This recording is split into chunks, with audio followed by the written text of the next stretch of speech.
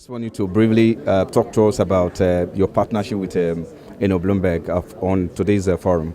I think the partnership that you referenced with Bloomberg spanned the last few years, and I think it started from a place where we wanted a partner that understood the need to put together a thought leadership series.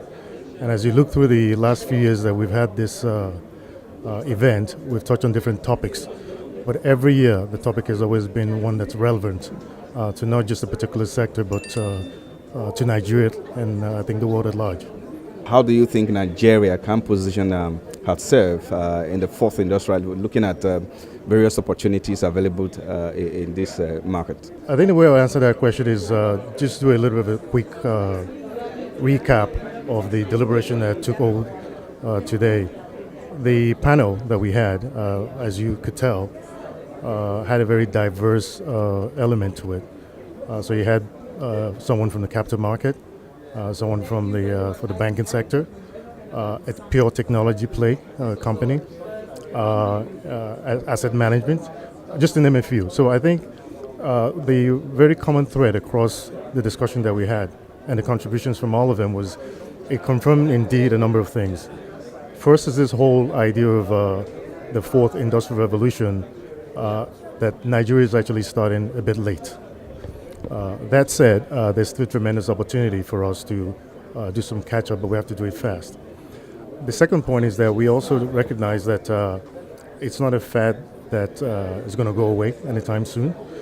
And whether you're looking at the agricultural sector, you're looking at aviation, you're looking at financial services, there is relevance and applicability in your day-to-day life.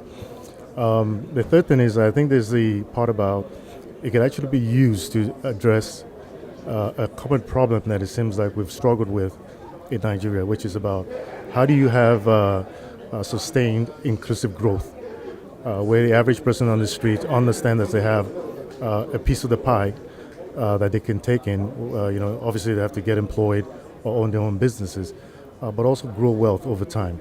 I think the recognition was that with technology and the way technology actually creates a democratic and common access, that could also be something that technology plays a very key role in doing.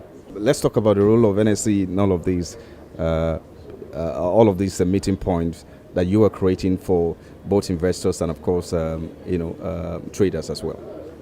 The first one is to be the advocate for change. So remember I mentioned earlier that we consider this as one of the ways that we advance thought leadership.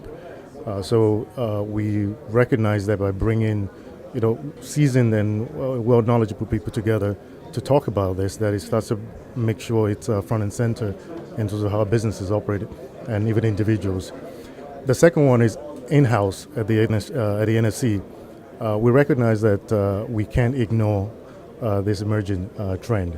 A good part of our business today is in market data services, where people subscribe to the trading transaction information. We decided that in order to ensure that we have a good part to play in growing our own business, that we also have to understand what that means for not just our business, but the capital market at large. So we have an innovation hub that we recently set up that's headed by a number of professionals that are supposed to be looking at, so whether it's blockchain technology, cryptocurrency, to ensure that we don't wake up one day and we find out we've been left behind. And so that's, I think if I had to sum it up, there's the part about advancing thought leadership around this, and then the actual tactical, what should we do to ensure that we stay ahead of the curve.